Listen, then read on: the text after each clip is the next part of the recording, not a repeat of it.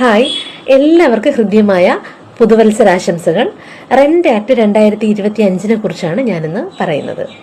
വാടകക്കാരെ സംബന്ധിച്ച് വാടകക്കാരെ സഹായിക്കുന്ന നിരവധി പ്രൊവിഷനുകൾ അടങ്ങിയതാണ് റെന്റ് ആക്ട് 2025.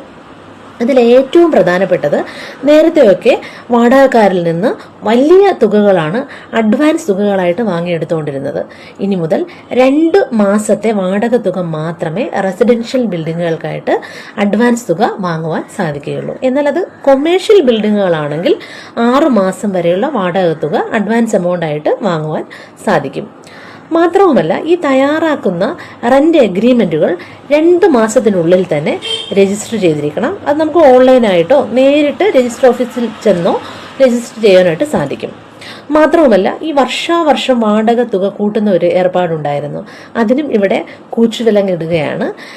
അഥവാ വാടക തുക കൂട്ടണമെന്നുണ്ടെങ്കിൽ വാടകക്കാരന് 3 മാസത്തെ നോട്ടീസ് നൽകിയതിനു ശേഷം മാത്രമേ വാടക തുക കൂട്ടുവാനായിട്ട് സാധിക്കത്തുള്ളൂ. അതിനേക്കാളുപരി നിരന്തരം വാടകക്കാരുടെ വീട്ടിലെത്തി ശല്യം ചെയ്യുന്ന ചില ഉടമസ്ഥരുണ്ട്.